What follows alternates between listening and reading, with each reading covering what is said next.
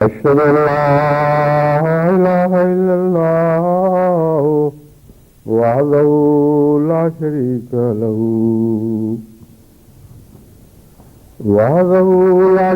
له وأشهد أن محمدا عبده ورسوله أما بعد فأعوذ بالله من الشيطان الرجيم بسم الله الرحمن الرحيم الحمد لله رب العالمين الرحمن الرحيم مالك يوم الدين إياك نعبد وإياك نستعين اهدنا الصراط المستقيم صراط الذين أنعمت عليهم غير المغضوب عليهم ولا الضالين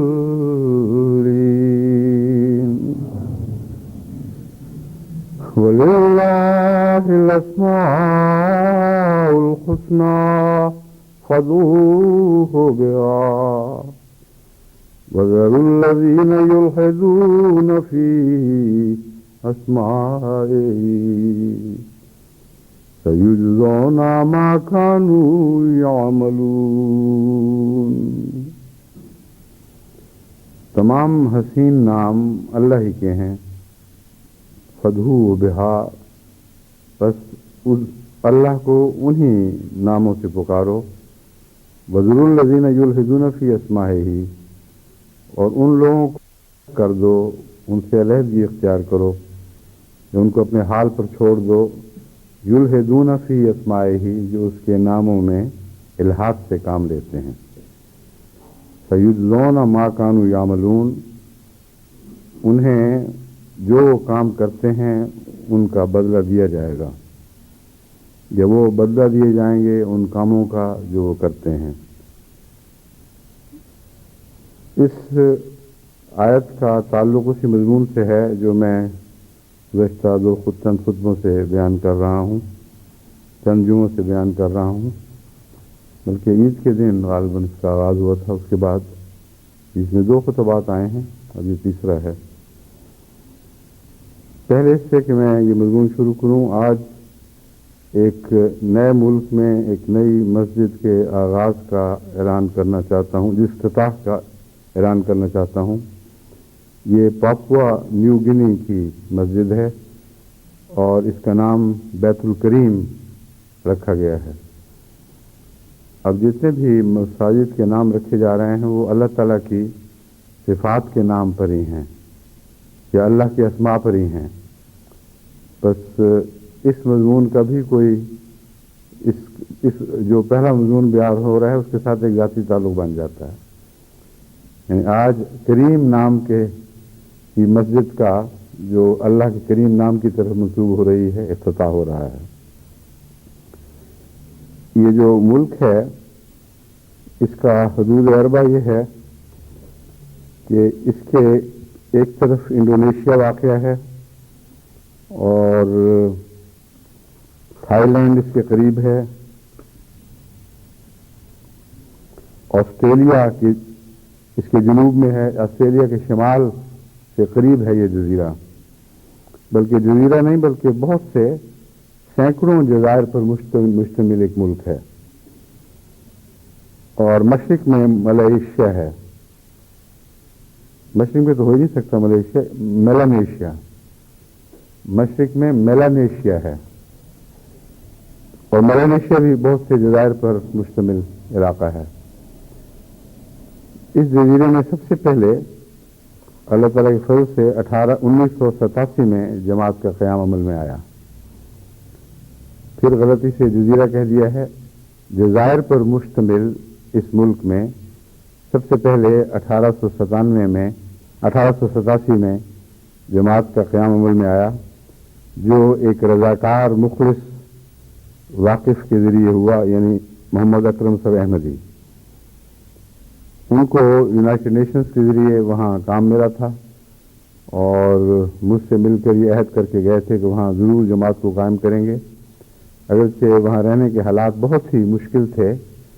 لیکن خالصتاً اس نیت کے ساتھ کہ جب تک جماعت قائم نہ ہو اور مسجد تعمیر نہ ہو جائے یہ وہاں سے نہیں آئیں گے. اللہ تعالیٰ نے ان کے جو کانٹریکٹ کی مدت تھی وہ بھی بڑھا دی اور اب اللہ کے فضل کے ساتھ یہ سارے کام اپنے پایہ تکمیل کو پہنچ چکے ہیں. اس مسجد کے آغاز کے لیے میں نے اپنا نمائندہ رفیق جانن صاحب کو بنایا ہے،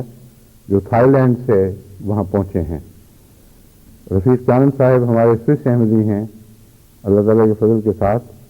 ان کو اپنی زندگی کے اس دور میں بہت تاریخی خدمت کی توفیق مل رہی ہے. تھائی لینڈ میں بھی اور اس کے ارد گرد علاقوں میں بھی، ایسے ملکوں میں جہاں پہلے احمدیت کا نام تک لوگ نہیں جانتے تھے، وہاں ان کو خدا کے فضل کے ساتھ انڈونیشیا کے مبلغین اور دوسرے رضاکاروں کی مدد سے جماعتیں قائم کرنے کی توفیق مل گئی ہے اور بہت ٹھوس کام اس علاقے میں ہو رہا ہے. اس لیے میں نے ان کو اپنے نمائندے کے طور پر وہاں مسجد کے افتتاح کے لیے بھیجا ہے. اس کے علاوہ بھی انڈونیشیا سے اور ارد گرد کے ممالک سے بہت سے مخلصین شرکت کے لیے وہاں آج جمع ہوئے ہیں. یہ ایک ایسا ملک ہے جس پر عیسائیت کا بہت بھاری غلبہ ہے اور ایک عرصے تک عیسائیت کے سوا کسی کو وہاں پیغام پہنچانے کی اجازت ہی نہیں تھی. جماعت احمدیہ کو بھی آغاز میں بہت دقتوں کا سامنا کرنا پڑا. عیسائیوں نے کھل کے مخالفت کی، مسجد کی بھی مخالفت کی، ہر حکومت کی سطح پر بھی انہوں نے اثر رسوخ ڈالنے کی کوشش کی. کھل کے اخباروں میں عیسائی پادریوں نے مضمون لکھے کہ عیسائیت کے سوا اس ملک میں کسی اور کو تبلیغ کی اجازت نہیں ہونی چاہیے. اور وہ پالیسی جو ساری دنیا میں عیسائی ممالک پیش کرتے ہیں آزادی ضمیر کی، جہاں موقع ملا وہاں خود اس پالیسی کو اپنے قدموں تلے کچل دیا اور کھلم کھلا مذہب کو اپنا نام منسوب کر کے اس کے تمام حقوق اپنی طرف وابستہ کر لیے.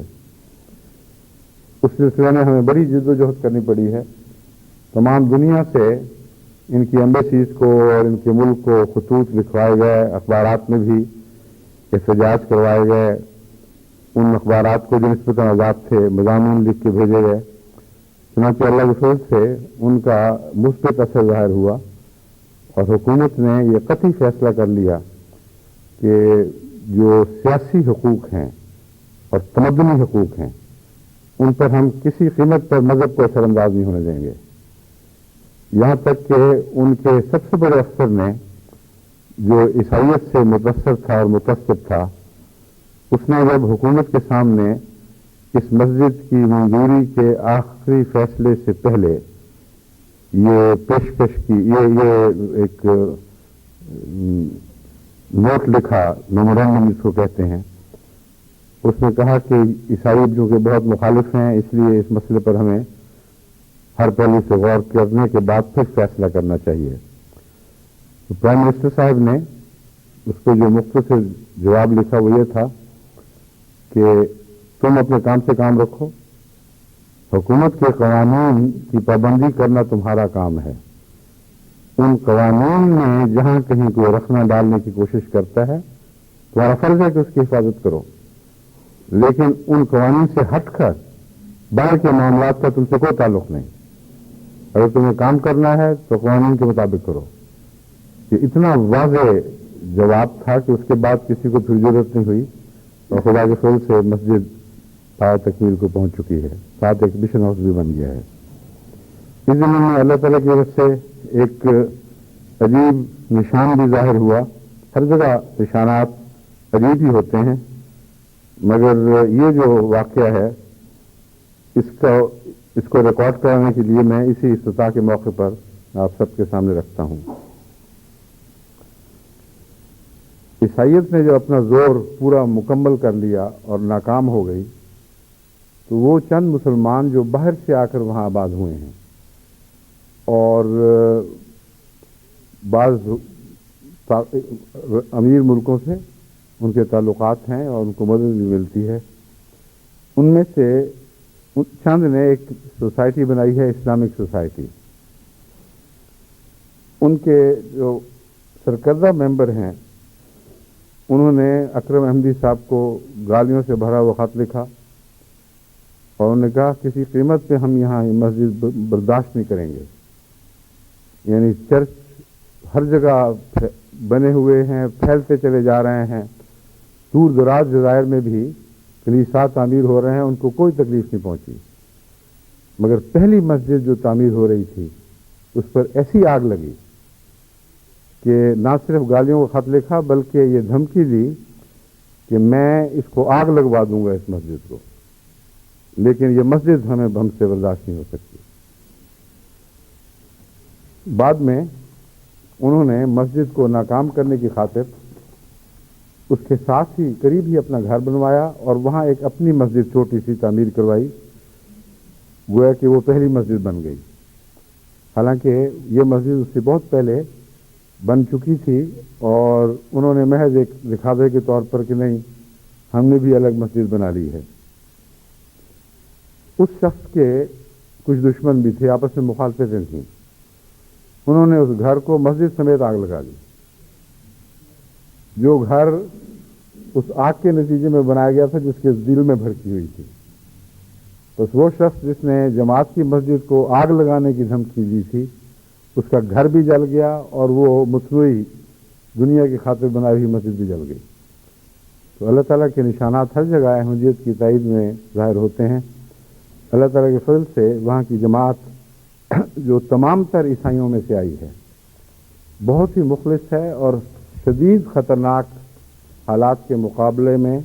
ثابت قدم ہے۔ وہاں فاصلے بہت طویل ہیں، جزائر ہیں چونکہ پھیلے ہوئے، اس لیے بہت فاصلوں کا مسئلہ ہے ایک دوسرے سے رابطہ کرنا۔ مجھے صحیح یاد نہیں کہ 1000 سال یا 1500 سال، 1500 میل یا 1500 میل کا معاملہ ہے، لیکن یہ مجھے خطوں سے اندازہ ہے کہ کافی فاصلے ہیں، اور سب سے بڑی دقت یہ ہے کہ سڑکوں کا نظام کوئی نہیں، بہت کم ہیں سڑکیں، اور جنگل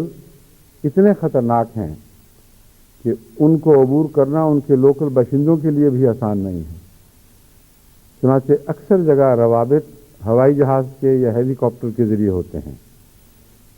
یا پھر وہ جنگلی لوگوں نے اپنے کچھ رستے بنا رکھے ہیں، وہ ان میں سفر کرتے ہیں۔ کہیں کو قتل ہو جائے، کسی کو گھر جلا دیے جائیں، حکومت کو کانوں کان خبر بھی نہیں ہوتی، اس لیے مقامی لوگ جب کسی کی مخالفت کریں تو اس کا سامنا کرنا آسان کام نہیں ہے، کوئی قانون کا ہاتھ آپ کی حفاظت کے لیے وہاں نہیں پہنچتا۔ ایسے علاقوں میں جہاں احمدی ہوئے ان کو یہی دھمکیاں دی گئیں کہ تمہارے گھر جلائے جائیں گے، اور بڑی شدید مخالفت کا سامنا ان کو کرنا پڑا، لیکن اللہ کے فضل سے ایک بھی مرتد نہیں ہوا، ثابت قدم رہے اور ساتھ اس کے علاوہ پھیلتے بھی رہے۔ چنانچہ اب ایسی فضا پیدا ہو گئی ہے کہ احمدیت کو اسلام کی نمائندگی میں ایک مستقل مقام مل چکا ہے۔ بس اللہ کے فضل سے یہ ہمارے جو رضاکار واقفین زندگی ہیں انہوں نے بھی بڑے بڑے کارنامے اس دور میں سر انجام دیے ہیں۔ اللہ ان سب کا حامی و ناصر ہو، ان کے کاموں میں برکت دے، اور بہت تیزی کے ساتھ ہم وہاں عیسائیوں کو مسلمان بنانے میں کامیاب ہو جائیں، یہ دعا ہے۔ اس کے ساتھ میں آپ سب کی طرف سے اور اپنی طرف سے حاضرین اجلاس کو محبت بھرا سلام پہنچاتا ہوں اور یقین دلاتا ہوں کہ دنیا بھر کے احمدیوں کی دعائیں بھی، اور ہر ایسی صورت میں کہ ان کو مدد کی ضرورت ہو ان کی مدد بھی انشاءاللہ آپ کے شامل حال رہے گی۔ یہ آیت کریمہ جو میں نے پڑھی تھی اس کا تشریح والا ترجمہ حضرت اقدس مسیح موعود علیہ الصلوۃ والسلام کے الفاظ میں یہ ہے: خدا کے تمام کامل نام اسی سے مخصوص ہیں اور ان میں شرکت غیر کی جائز نہیں،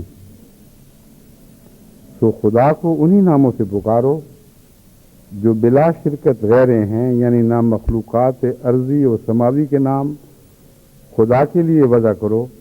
اور نہ خدا کے نام مخلوق چیزوں پر اطلاق کرو،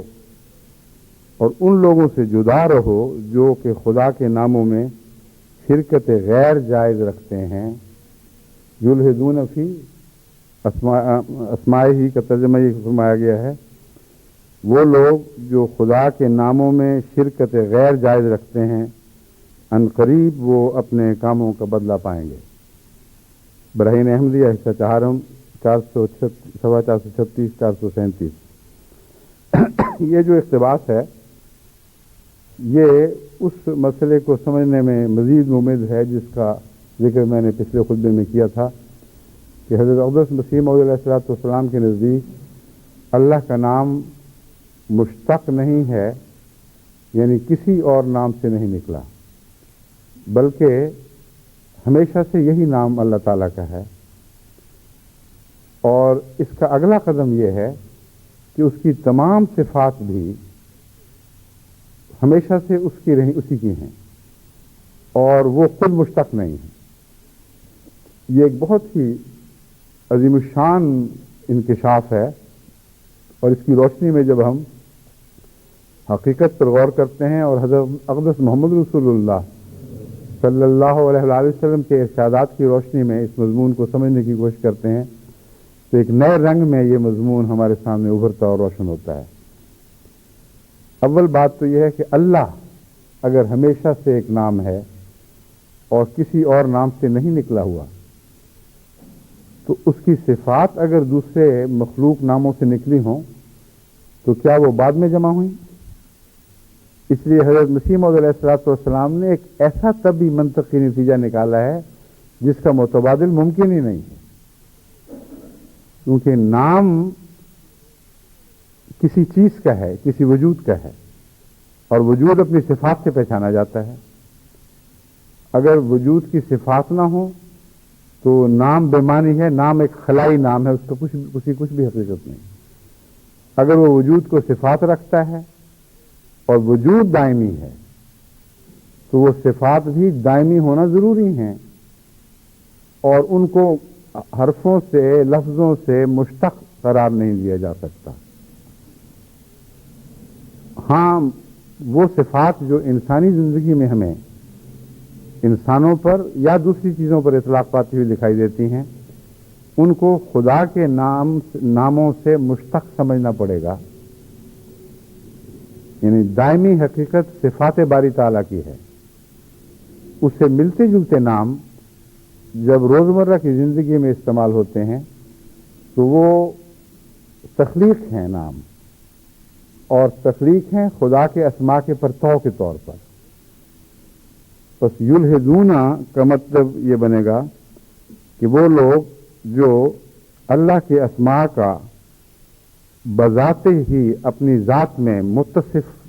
ہونے کا دعویٰ کرتے ہیں کہ ہم رحمان ہیں، ہم رحیم ہیں، وہ الحاد کرنے والے ہیں، وہ مشرک ہیں اور خدا کے شریک ٹھہرانے کا ادعا کرتے ہیں یا کوشش کرتے ہیں۔ اس ضمن میں جب ہم اس مضمون کو اس ابتدائی شکل میں ذہن میں جما لیں تو پھر سورہ اخلاص ایک اور معنوں میں ہمارے سامنے ابھرتی ہے۔ قل هو اللہ احد اللہ الصمد لم یلد ولم یولد ولم یکن لہ کفوا احد۔ اللہ اگر اسماء کے مجموعے کا نام ہے جو اللہ کی طرف بطور صفات منسوب ہوتے ہیں، تو اللہ پیدا نہیں ہوا تو کوئی ایک اسم یا ایک صفت بھی پیدا نہیں ہو سکتی۔ اگر اللہ نے پیدا نہیں کیا تو وہ اپنی اس صفت کو جو اس کی ذات کا خاصہ ہے اس کو اس طرح پیدا نہیں کرتا جیسا باپ بچے کو پیدا کرتا ہے یا ماں بچے کو پیدا کرتی ہے، اس کے پرتو تخلیق کرتا ہے۔ اور اس مضمون کو آخری آیت خوب کھول دیتی ہے، وَلَمْ يَكُنْ لَهُ كُفُوًا أَحَدٌ۔ یعنی اس کا کوئی بھی کفر کسی لحاظ سے موجود نہیں، اور کفر ہونے کے لیے صفات کا اشتراک ضروری ہے۔ بس اللہ تعالیٰ کا صفات کا حامل دوسرا وجود پیدا نہ کرنا قطعی طور پر یہ ثابت کرتا ہے کہ تمام صفات الہی خدا تعالیٰ کی ذات کی طرح نہ صرف یہ کہ قدیم سے ہیں، بلکہ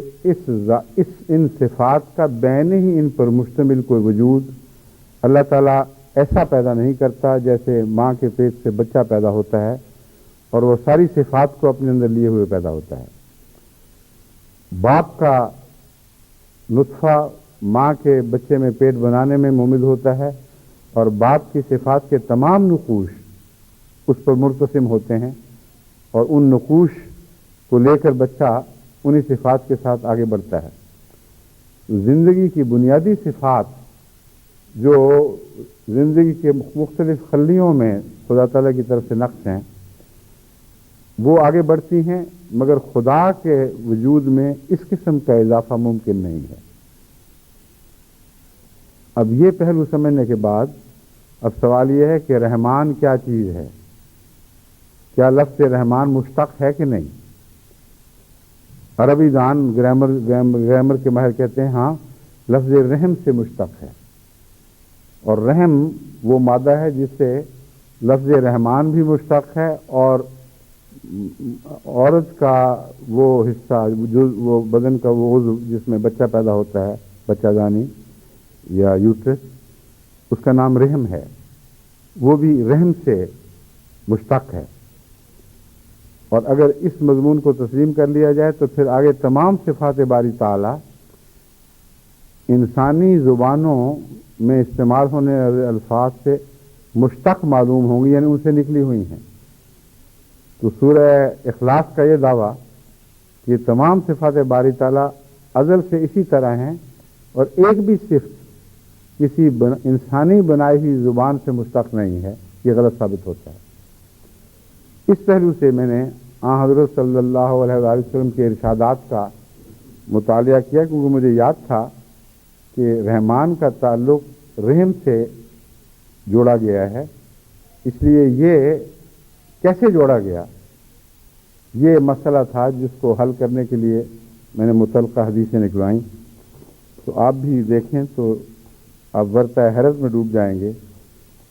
کہ حضرت صلی اللہ علیہ وآلہ وسلم نے اس مضمون کو کن الفاظ میں بیان فرمایا ہے۔ ترمذی ابواب البر والصلہ، اس میں ہے حضرت ابو بر ہے یا بر ہے، بر ہی ہوگا، حضرت عبد الرحمن بن عوف نے ان کی عیادت کی۔ ابو درداء بیمار ہوئے، حضرت عبد الرحمن بن عوف نے ان کی عیادت کو فرمایا کہ میرے علم کے مطابق ان میں سے سب سے بہتر اور زیادہ صلہ رحمی کرنے والے ابو محمد ہیں۔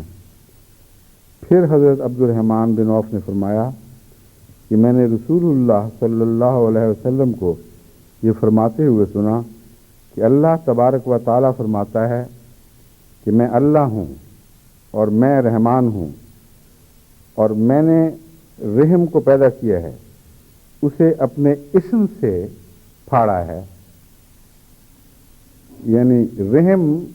کسی لفظ رحمت سے نہیں نکلا، بلکہ رحمان خدا سے رحم نکلا ہے، اور کن معنوں میں نکلا ہے اس کا میں ابھی ذکر کرتا ہوں۔ جو لفظ ترجمہ کیا گیا ہے پھاڑا، شققت لہا من اسمی، میں نے اپنے نام سے اس کو پھاڑا۔ اس سے یہ تصور پیدا ہو سکتا ہے، غلط تصور بھی بعض لوگوں کے دماغ میں، کہ گویا اس صفت الہی نے بچہ دیا اور اس سے پھٹ کر ایک اور صفت پیدا ہوئی۔ دوسری حدیث میں حضرت صلی اللہ علیہ وآلہ وسلم اس مضمون کو کچھ مختلف الفاظ میں بیان فرماتے ہیں، یا راوی نے جس نے یہی مضمون حضرت صلی اللہ علیہ وآلہ وسلم کو بیان کرتے ہوئے سنا تھا، اس نے دوسرے الفاظ استعمال کیے ہیں، اور وہ مضمون کو سمجھانے کے لیے زیادہ قریب ہیں۔ ابو ہریرہ رضی اللہ تعالیٰ عنہ سے مروی ہے کہ حضرت صلی اللہ علیہ وآلہ وسلم نے فرمایا کہ رحم رحمان سے جڑا ہوا ہے، یعنی رحم اور رحمان کا مادہ ایک ہی، یہ ترجمہ کرنے والے نے اپنی طرف سے لکھ دیا ہے، حالانکہ اس کا کوئی ذکر وہاں نہیں ملتا حدیث میں۔ اس لیے جہاں جہاں بھی ہماری کتابوں میں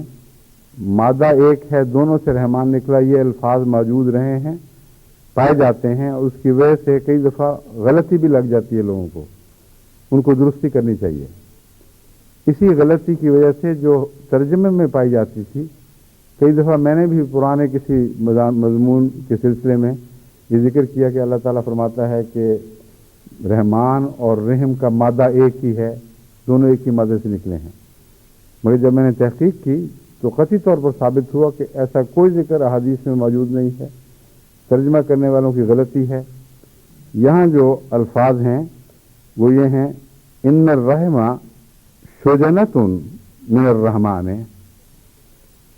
رحمان کی شاخ ہے، اصل رحمان ہے اور رحمان کی ایک شاخ ہے۔ فقال اللہ من وصلک وصلتہ من قطعک قطعتہ، رحمان خدا کی، یعنی رحمان کی شاخ ہے۔ اس کا مطلب یہ ہے کہ رحم اپنی تمام صفات اللہ تعالیٰ کی صفت رحمانیت سے پاتا ہے، مگر تمام تر نہیں۔ شاخ اصل وجود کا متقابل یا متبادل نہیں ہوا کرتی۔ شاخ کا یہ مفہوم ہے، دراصل یہاں کسی خاص درخت کی بات تو نہیں ہو رہی، ایک تمثیلی کلام ہے جس کا مطلب یہ ہے کہ اللہ اصل وجود ہے، اللہ کی ہر صفت اصل ہے، اور باقی تمام صفات جزوی ہیں۔ جس طرح اصل کے مقابل پر شاخ کو حیثیت حاصل ہوتی ہے،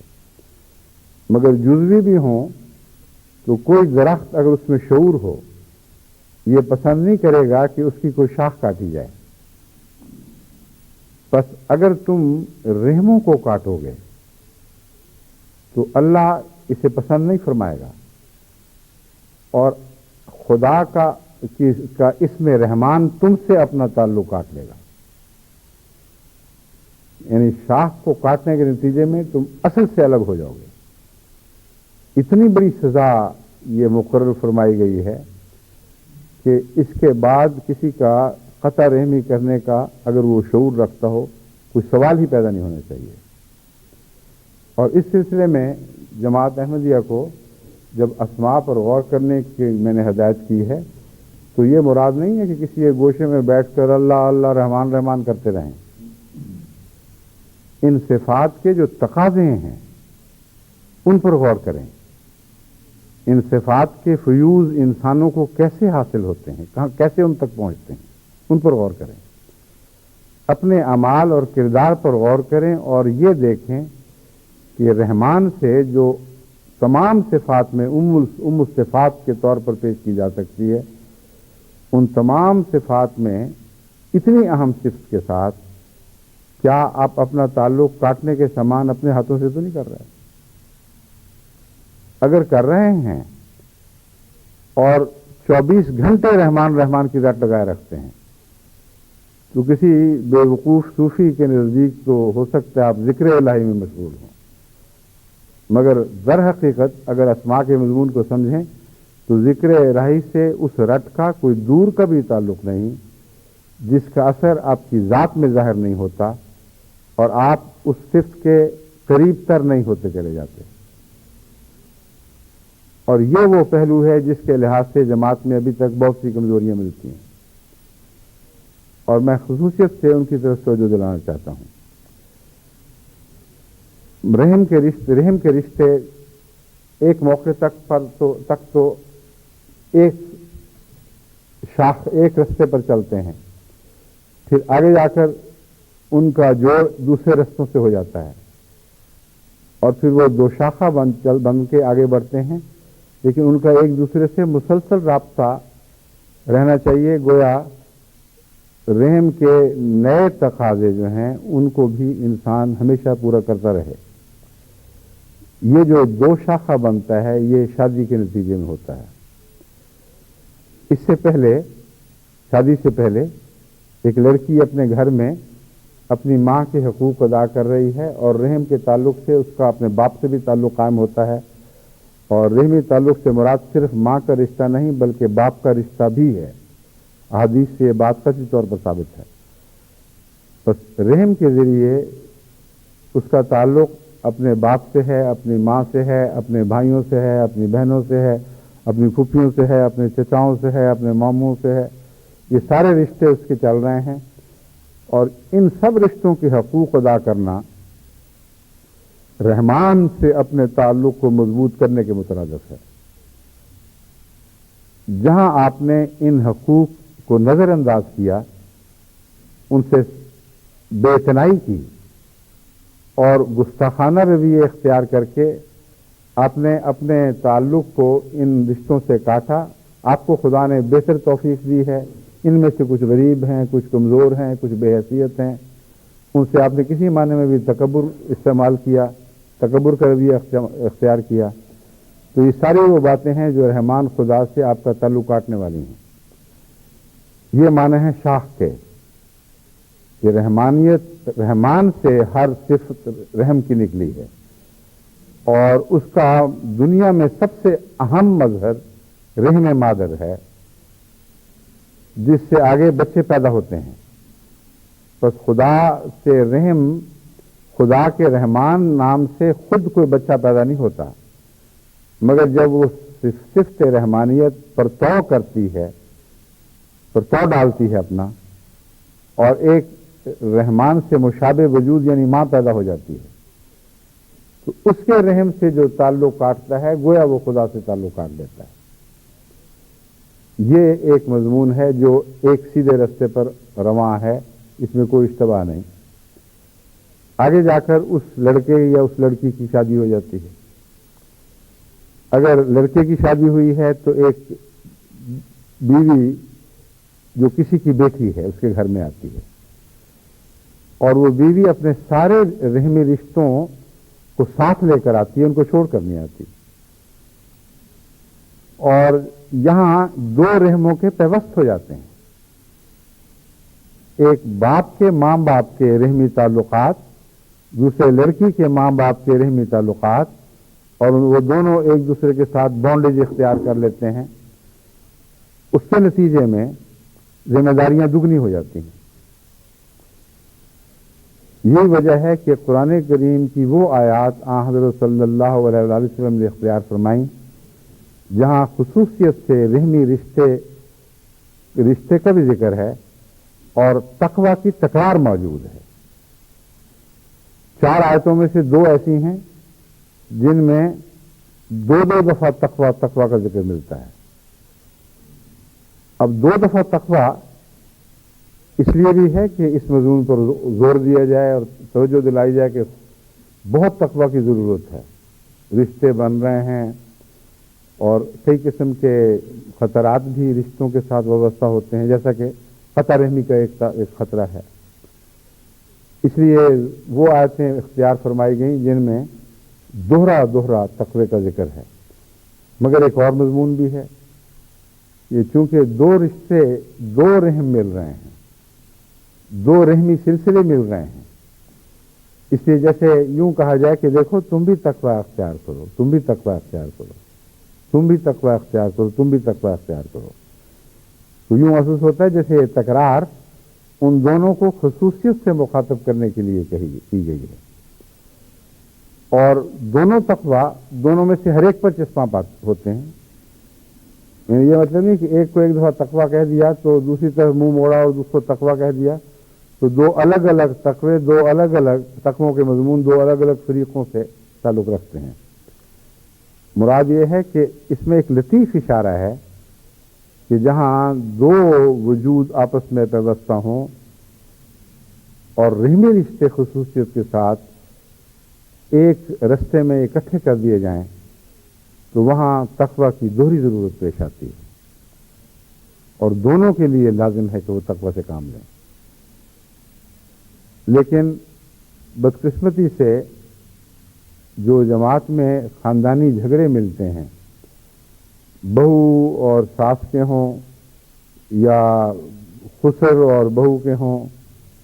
یا داماد اور ساس کے ہوں اور داماد اور خسر کے ہوں، ان میں ہر جگہ جب آپ تفصیل سے نظر ڈالتے ہیں تو اس اللہ تعالیٰ کے ارشاد کی، اللہ تعالیٰ کی ہدایت سے کسی نہ کسی رنگ میں روگردانی نظر آئے گی۔ مشکل یہ ہے کہ اگر آپ ایک کو سمجھائیں کہ دیکھو یہ بہت ہی اہم مضمون ہے، رحمی رشتہ کی اتنی اہمیت قرآن کریم کے نزدیک ہے کہ حضرت صلی اللہ علیہ وآلہ وسلم رحمی رشتوں کی اس اہمیت کو قرآن سے یوں سمجھتے ہیں کہ جس نے رحم مادر سے تعلق کاٹ لیا، یعنی رحمی رشتوں سے تعلق کاٹا، خدا فرماتا ہے کہ میں اس کے ساتھ اپنا تعلق کاٹ لوں گا اور میری رحمانیت سے اس کا کوئی تعلق نہیں ہوگا۔ اب امر واقعہ یہ ہے کہ رحمانیت کا پرتو اگر اٹھتا ہے تو کچھ بھی باقی نہیں رہتا، ہر پہلو سے ناکامی اور نامرادی ہے، کیونکہ اللہ کے بعد اگر کوئی صفت دوسرے تمام اسماء پر حاوی ہے تو رحمانیت ہے۔ اللہ پر کوئی صفت حاوی نہیں، ان سب صفات کا مجموعہ اللہ ہے، لیکن آپس کے تعلقات میں بعض صفات زیادہ وسیع الاثر ہیں، بعض نسبتاً کم دائروں میں اثر انداز ہیں، اور رحمانیت اس لحاظ سے سب سے وسیع الاثر ہے۔ تو جس نے رحمانیت سے تعلق کاٹ لیا اس کو تو کچھ بھی باقی نہ رہا، اور رحمانیت سے تعلق کاٹنے کے بعد بخشش کا مضمون خود بخود ہی غائب ہو جاتا ہے،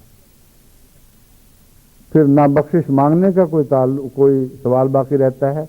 نہ بخشش عطا کرنے کا کوئی سوال باقی رہ جاتا ہے، کیونکہ سب سے زیادہ مغفرت کا تعلق رحمانیت سے ہے۔ اللہ تعالیٰ نظر انداز فرما دیتا ہے، کہتا ہے کوئی بات نہیں، خدا کی رحمانیت گناہوں کو گویا ڈھانپتی ہے اور اسی سے استغفار کا مضمون پیدا ہوتا ہے۔ تو اتنا بڑا گناہ ہے اور اس کی اہمیت کوئی نہیں، جب پوچھا جائے تو کہتے ہیں اس کا قصور ہے، اس نے کاٹا ہے، اور اگر کہا جائے اس سے کہ تم بتاؤ، وہ کہتے ہیں جی اس نے کاٹا ہے، ہمارا تو کوئی قصور نہیں، لیکن تعلق کٹ گیا ہے، یہ قطعی بات ہے۔ اور یہ کہنا کہ اس نے کاٹا ہے اس نے کاٹا ہے، یہ اس لیے غلط ہے کہ وہ جو تکرار تقویٰ کی ہے جس کا ذکر میں نے کیا ہے، وہ بتاتی ہے کہ عموماً دو طرفہ نقائص ہی ہوتے ہیں، یک طرفہ نہیں ہوا کرتے۔ ایک شخص نے تقویٰ سے تجاوز کیا اور رحمی رشتوں کو حقیر سمجھا، کوئی تان و تشنیع کی بات کر دی، جو دونوں طرف سے ممکن ہے، تو اس کے نتیجے میں جو تعلق پر اثر پڑتا ہے وہ دو طرفہ اس طرح ہے کہ سننے والے کو بھی اگر رحمی رشتے کی اہمیت کا احساس ہو،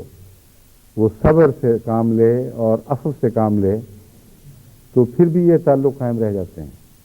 پھر رفتہ رفتہ مزاجوں میں تبدیلی پیدا ہوتی ہے، سخت دل نرم ہونے شروع ہو جاتے ہیں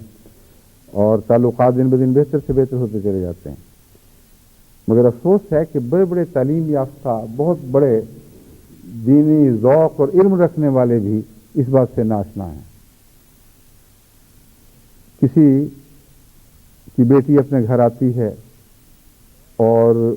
یہ ضد ہے، انانیت بن گئی ہے کہ جب تک یہ پوری طرح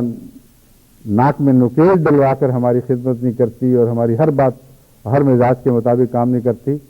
ہمیں اس کی کوئی بھی پرواہ نہیں، اور اگر وہ بیچاری روتی پیٹتی گھر چلی جائے تو یہ انانیت کے خلاف ہے کہ اسے واپس لایا جائے۔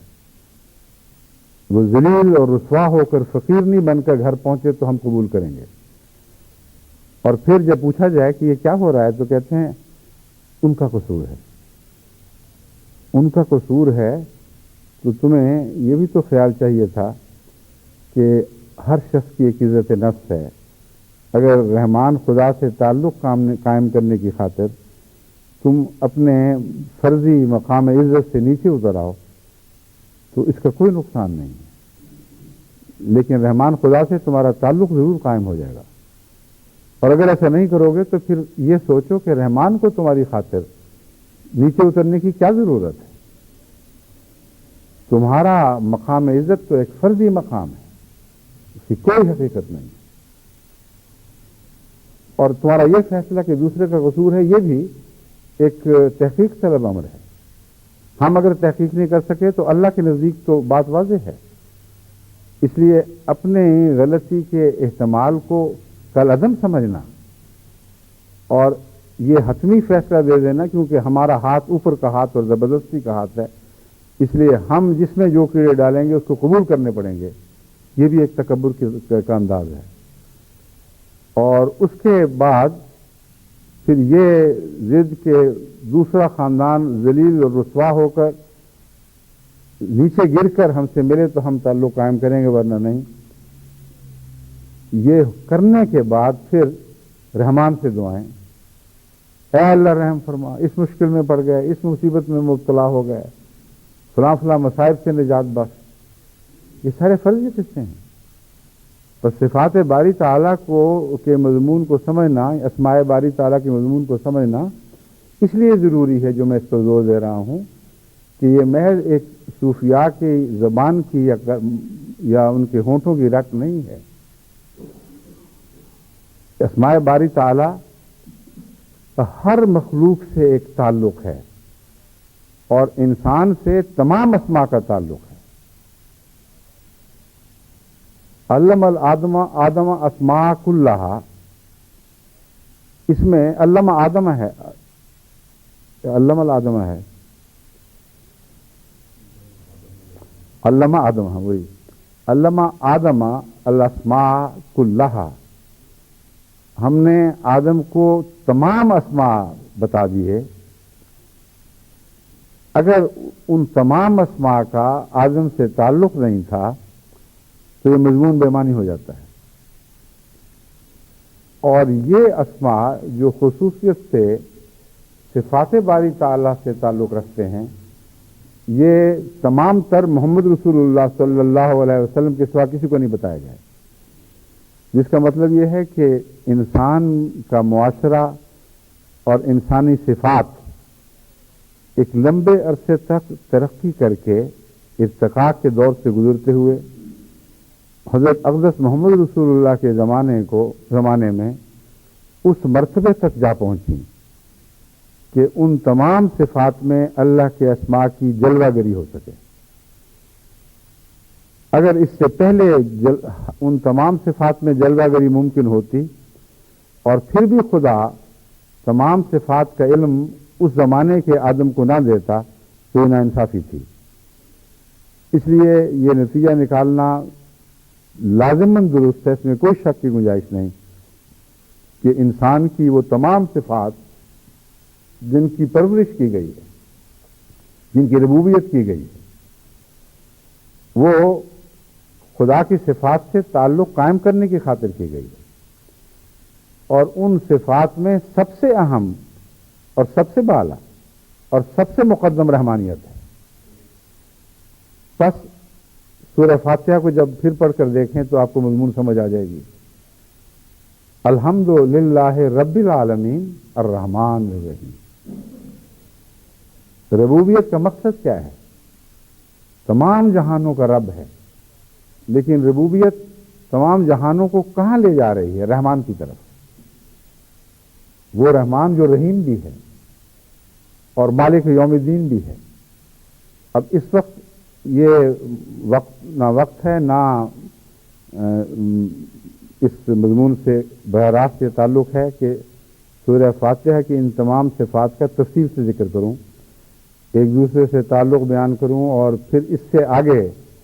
صفات باری تعالیٰ کس طرح شاخ در شاخ پھوٹتی ہیں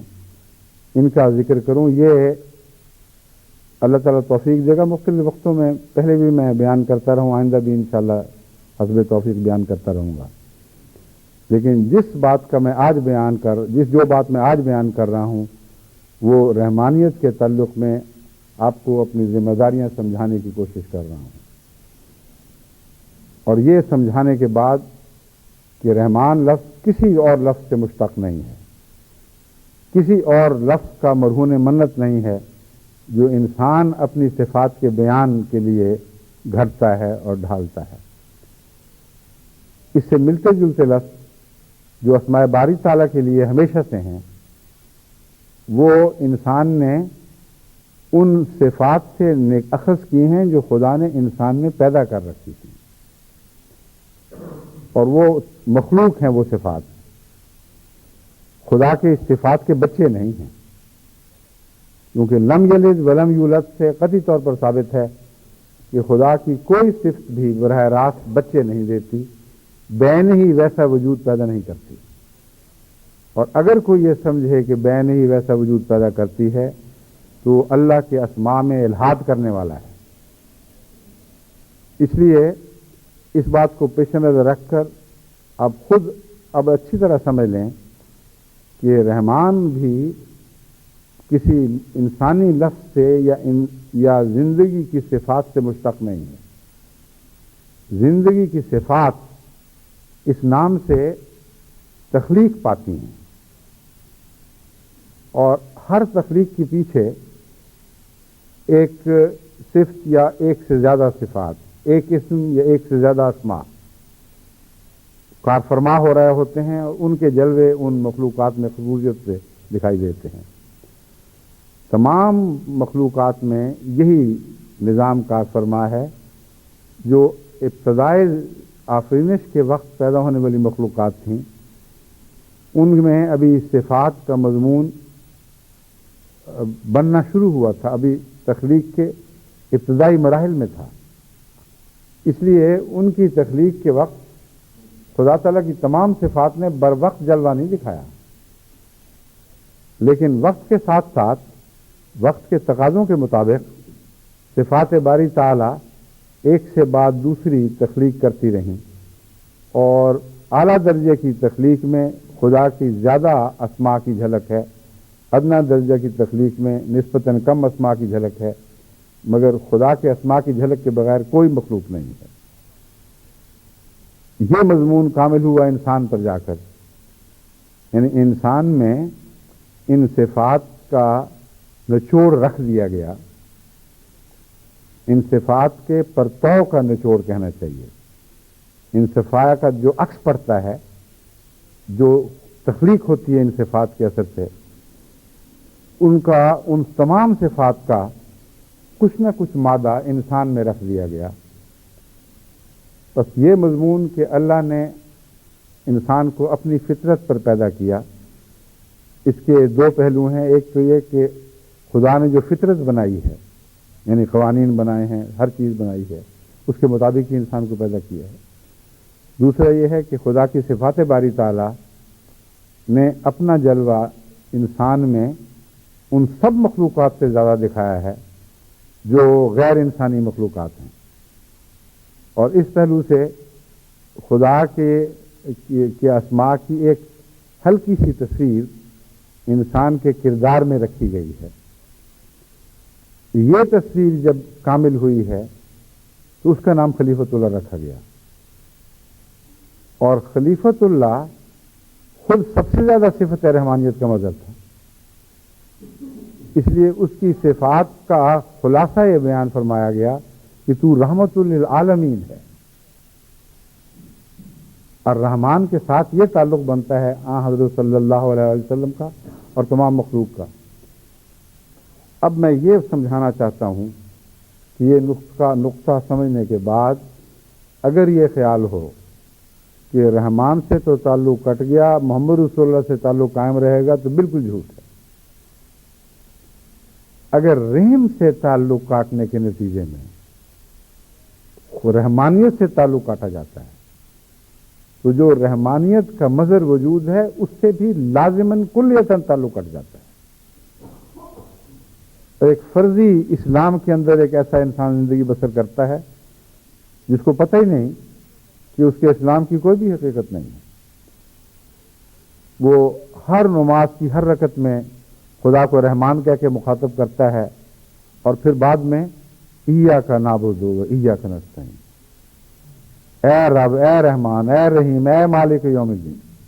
صرف تجھ سے مانگتا ہوں اور کسی سے نہیں مانگتا، تجھ سے ہی مانگوں گا اور کسی سے نہیں مانگوں گا۔ یہ اقرار کر رہا ہے، اس کو پتہ ہی نہیں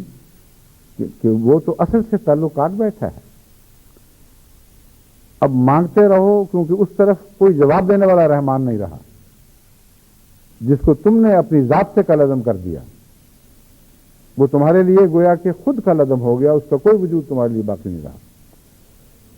تو دعاؤں کی قبولیت کے بھی راز ہوتے ہیں۔ میں یہ کہہ دینا کہ جی ہم روتے روتے دعائیں کرتے ہیں، ہم تہجد بھی پڑھتے ہیں، روزے بھی رکھتے ہیں، نمازیں بھی پڑھتے ہیں، چندے بھی دیتے ہیں، پھر بھی بعض دفعہ دعائیں نہیں سنی جاتی۔ مگر بعض دفعہ کیا، بس ایسے لوگوں کی تو پھر اکثر دعائیں نہیں سنی جاتی، بعض دفعہ سنی جاتی، یہ کہا جا سکتا ہے۔ اس کا اور مضمون سے تعلق ہے، وہ تو مضطر کی دعا مشرک بھی ہو تو سنی جاتی، مضطر کی دعا جو بے قرار ہو جائے، حد سے زیادہ اس کی حالت زار ہو چکی ہو، وہاں رحمانیت تعلق انسان کے تعلق کاٹنے کے باوجود خود اتر آتی ہے، اور رحمانیت کی ایک عجیب شان ہے۔ عام روزہ مرہ کے دستور میں جن انسانوں سے اس نے تعلق کاٹ لیا ہو، جب اس کو ایسا بے سہارا دیکھتی ہے اس انسان کو کہ اس کا کچھ بھی باقی نہیں رہا، اور اس میں گریہ اور زاری پیدا ہوئی ہے اور خدا کی طرف توجہ ہوئی ہے، تو قرآن کریم فرماتا ہے کہ یہ جانتے ہوئے بھی کہ یہ شخص پھر شرک کی طرف لوٹے گا، پھر بھی اللہ کی رحمانیت آسمان سے اس کے لیے نیچے اترتی ہے اور اس سے سنبھال لیتی ہے، خواہ وقتی طور پر ہی صحیح۔ یہ بالکل الگ مضمون ہے۔ مگر روزمرہ کی زندگی میں ایک مسلمان نے اگر اللہ کی رحمانیت سے تعلق جوڑنا ہے تو صفت رحمانیت پر غور کرے، اور رحمان خدا کے تعلق قائم رکھنے کے کیا کیا تقاضے ہیں۔ وہ صفت رحمانیت جو آپ کی ذات میں ودیت فرمائی گئی ہے، وہ فی ذات ہی اللہ کی صفت نہیں، اللہ کی صفت کا ایک عکس ہے۔ پہلے تو یہ مضمون اچھی طرح سمجھنا چاہیے، کیونکہ لم یلد ولم یولد کا مضمون تمام صفات باری تعالیٰ کو ہمیشہ کے لیے خالق تو مانتا ہے، لیکن اپنے جیسا پیدا کرنے والا نہیں مانتا۔ وَلَمْ يَكُنْ لَهُ كُفُوًا أَحَدٌ، ورنہ اس جیسے کچھ اور بھی ہو جاتے، اس کے ہم مزاج، ہم خلق، اس جیسی صفات رکھنے والے اور بھی وجود پھر ملتے بہت کثرت سے۔ تو پہلے تو انکسار کا یہ مضمون سمجھنے کی ضرورت ہے۔ اب جتنے مرضی رحمان بننے کی کوشش کریں، رحمان اور ہے اور رحمان کا عکس اور ہے، اور عکس میں بھی فرق ہے، عکس میں فرق ہے۔ ایک جگہ عکس ایسا کامل ہو جاتا ہے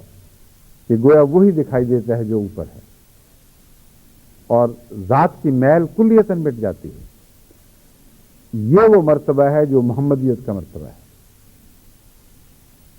اور حضرت محمد رسول اللہ سے ایسا تعلق قائم کرنا کہ اپنی ذات کلیتاً مٹ جائے، یہ احمدیت کی شان ہے۔ اور حضرت مسیح موعود علیہ الصلوۃ والسلام اسی شان میں وجود پذیر ہوئے ہیں، اسی شان کے اظہار کے لیے آپ کی تخلیق ہوئی ہے کہ جس طرح محمد رسول اللہ نے خدا کے حضور اپنے وجود کے ہر پہلو کو کلیتاً مٹا ڈالا، یہاں تک کہ آپ کے آئینے میں خدا کے سوا کچھ باقی نہیں رہا۔ جب یہ ہوا تو پھر آپ کو رحمت للعالمین قرار دیا گیا۔ رحمان نہیں ہے مگر رحمان کی رحمت کا جلوہ گر ہے۔ اور جب حضرت مسیح موعود علیہ الصلوۃ والسلام، حضرت مرزا غلام احمد قادیانی نے اپنے وجود کو محمد رسول اللہ کے لیے اس طرح مٹا دیا جس طرح محمد رسول اللہ صلی اللہ علیہ وآلہ وسلم نے خدا کے لیے مٹایا تھا، تو پھر وہ احمد پیدا ہوا ہے جسے غلام احمد کہنا چاہیے، اور یہی نام رکھا گیا ہے۔ یعنی احمد ہوتے ہوئے بھی غلامی کی وجہ سے احمد بنا۔ اس لیے خدا نے دیکھیں آپ کے نام میں کیسی پیاری حکمت رکھ دی، اس کی تشکیل میں ہی آپ کی دونوں صفات موجود ہیں۔ احمد ہیں مگر غلام بن کر احمد ہیں، آزاد احمد نہیں۔ اور احمد شان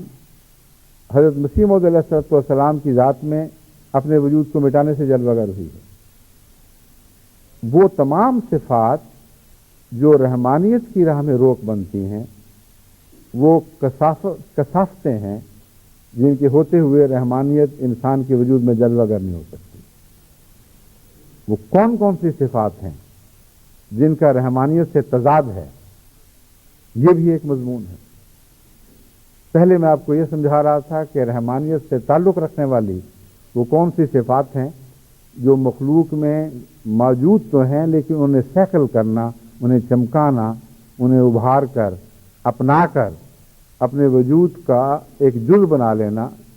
یعنی عمدن کوشش کرنے کے بعد ان صفات کے ساتھ جو وجود میں موجود ہیں کلیتاً ہم آہنگ ہو جانا، یہ وہ مضمون ہے، یہ وہ مقصد ہے جس کی خاطر انسان کو پیدا کیا گیا۔ اور صفات باری تعالیٰ کا کامل علم حضرت صلی اللہ علیہ وسلم کو دے کر مسلمانوں کو یہ بتایا گیا کہ تمہارے مقاصد ان قوموں کے مقاصد سے بہت زیادہ وسیع، بہت زیادہ بلند اور بہت زیادہ عظیم ہیں۔ پہلی قومیں اگر خدا کی چند صفات کی مدد بنی تھیں تو تمہیں تمام صفات باری تعالیٰ کا مدد ہونا ہوگا، اس لیے ہر پہلو سے اپنے نفسانیت کو مٹانا ہوگا۔ یہ نفسانیت کا مٹانا اگر میاں بیوی کے تعلقات میں نظر نہ آئے، باپ بیٹے کے تعلقات میں نظر نہ آئے، ساس بہو کے تعلقات میں نظر نہ آئے، خسر اور بہو یا داماد اور ساس اور سسر کے تعلقات میں نظر نہ آئے،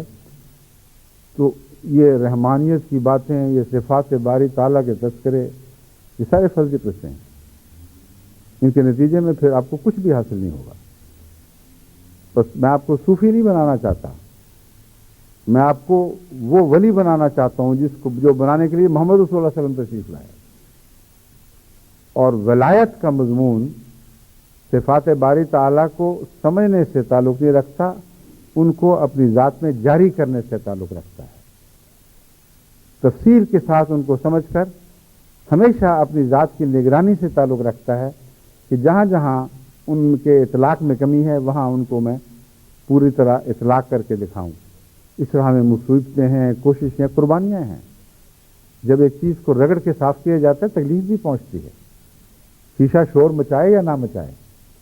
مگر انسان جب اپنے آپ کو سیکل کرتا ہے تو اس کا نفس ہر قدم پر کراہتا ہے، ہر صفائی کرنے والے ہاتھ کی حرکت سے اس کو تکلیف محسوس ہوتی ہے۔ بس یہ کوئی آسان کام نہیں ہے جو گوشہ تنہائی میں جا کر ذکر الہی سے نصیب ہو جائے۔ ذکر الہی وہ ہے جو گوشہ تنہائی سے آپ کی ذات کو باہر نکالتا ہے اور آپ خدا کی اس شان کے مظہر بننے لگتے ہیں کہ کن تو کنزم مخفین، میں ایک پوشیدہ خزانہ تھا، فارت تو انورفا، بس میں نے ارادہ کیا کہ میں پہچانا جاؤں اور ظاہر ہوں۔ تب خدا فرماتا ہے کہ میں جلوہ گر ہوا ہوں اور پھر میں پہچانا گیا۔ تو یہ جو عمل ہے یہ اسماء الہی پر غور کرنے اور ان کو اپنی ذات میں جاری کرنے کے ساتھ اس طرح ظاہر ہوتا ہے، جہاں جہاں صفت باری تعالیٰ آپ کی ذات میں واقعتاً وجود کا حصہ بن جائے وہاں وہ ابھر کر سامنے آ جاتی ہے،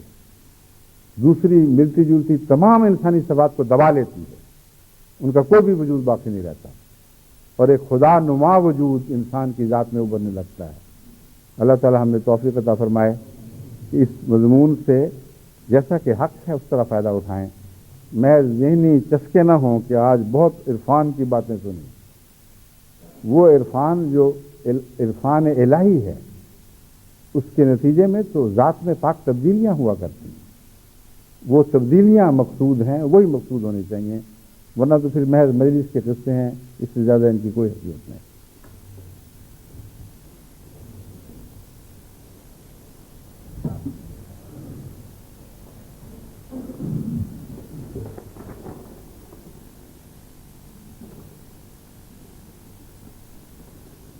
اوہو، کہتے ہیں میں نے 1887 کہہ دیا تھا، 1987 کی بجائے۔ ہاں کوئی 1887 میں بھی کوئی ملتا جلتا واقعہ ہوا ہوگا شاید۔ کیونکہ یہ دور وہی ہے جس میں حضرت مسیح موعود علیہ السلام کا زمانہ دہرایا جاتا ہوا نظر آ رہا ہے اللہ کے فضل سے. حیرت انگیز طور پر مسیح زمان وقت کے جلوے خدا اس دور میں پھر دکھا رہا ہے، اور اس کا اصل منشا یہ ہے یہ بتانا کہ یہ زمانہ مسیح موعود کا زمانہ ہے، کسی اور کا زمانہ نہیں.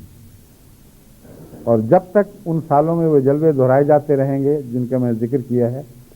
اس وقت تک اس زمانے کا انسان ہمیشہ یقین سے بھر جاتا رہے گا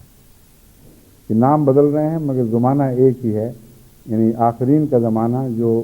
حضرت محمد رسول اللہ علیہ وسلم کی جلوہ احمدیت سے تعلق رکھتا ہے. تو غلطی ہو بھی گئی تو کوئی حرج نہیں، اس سے ایک مضمون تو نکل آیا. الحمدللہ نحمدہ ونستعینہ ونستغفرہ ونؤمن بہ ونتوکل علیہ ونعوذ باللہ من شرور انفسنا ومن سیئات اعمالنا من یہدہ اللہ فلا مضل لہ ومن یضللہ فلا ہادی لہ ونشہد ان لا الہ الا اللہ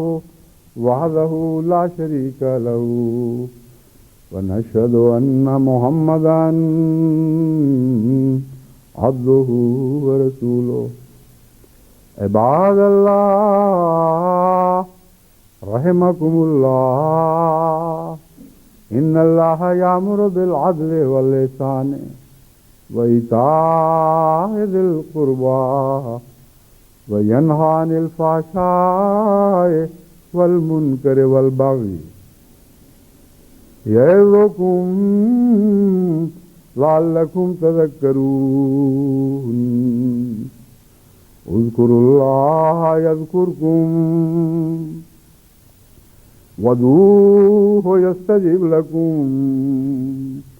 ولذکر اللہ اکبر.